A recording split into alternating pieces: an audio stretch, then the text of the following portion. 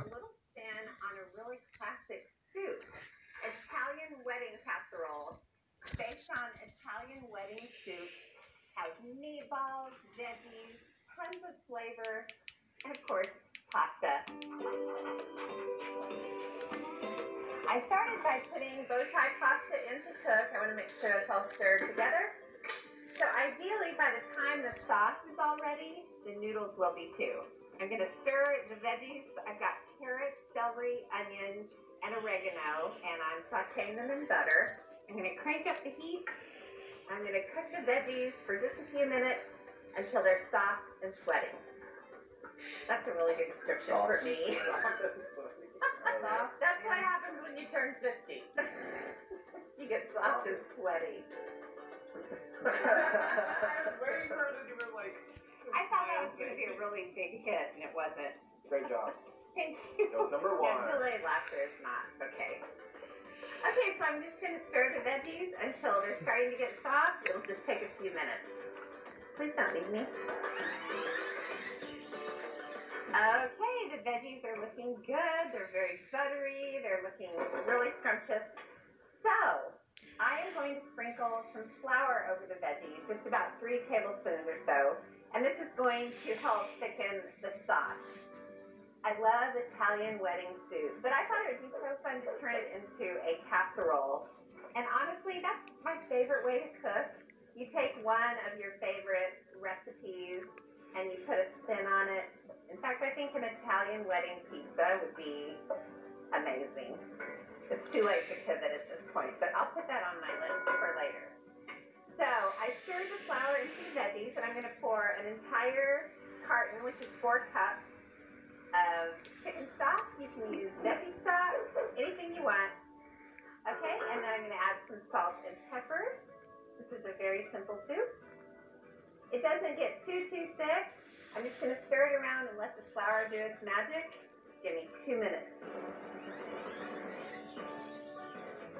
Okay, so this is getting thicker, and it's time to add the meatballs, and that is where the shortcut comes in. So I'm going to add Italian meatballs right out of the bag. They're frozen. Oh, I'll just add them all. Why not? And it's so great because this soup/sauce is so hot that those frozen meatballs barely have a chance. They're already starting to heat up.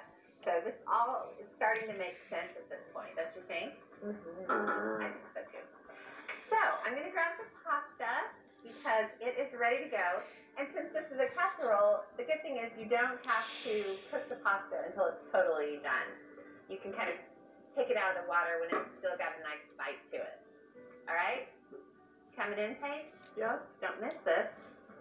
This is like good cinema right here. That's some good filmmaking right there. Now I'm going to turn the heat down because it is violently boiling away. Pairing.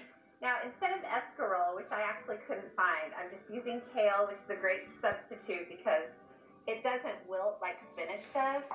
So, Parmesan cheese. Okay, so I'm stirring the Power pasta on. in with the greens. And isn't this gorgeous, Paige? Mm-hmm. Okay, so the mixture's ready. So I'm going to make the topping, and then I can put the topping right onto the casserole after I put it in. So I'm going to start with some panko. No, I'm sorry. I'm going to start with some regular breadcrumbs. Let's use some panko. But you know what? We're just going to go ahead and commit and use regular. I'm also going to add Parmesan to the breadcrumbs, along with more oregano and some parsley. And I don't have a, yes I do, spoon. And then I'm going to add some butter. And that helps the breadcrumbs sort of come together, makes them a little bit tacky, and it helps them look really moist. So look, Paige, here's the breadcrumb topping. Doesn't it look good? Oh, baby, I'm going to do that with a spoon. That was a really ultra close up there.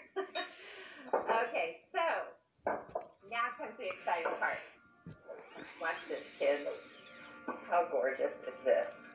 I'm afraid it's not going to have room in the pan. Oh my gosh.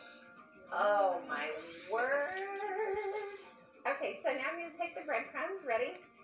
And you don't want to be stingy with the breadcrumbs because some of them will kind of disappear into the casserole, so you definitely want to add enough that. A nice little golden crust baked on top. How pretty, right? Oh, pretty delicious. You ready to put it in the oven, please? Yeah. This is pretty simple. There's no cheese that needs to melt, so it just needs to get hot. I'm going to bake it at 375 degrees for about 20 minutes, and then we'll dive in. We are good.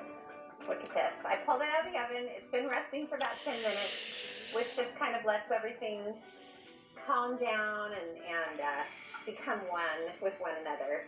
So, what do you say we serve this up, guys? I mean, I'll take the first bowl.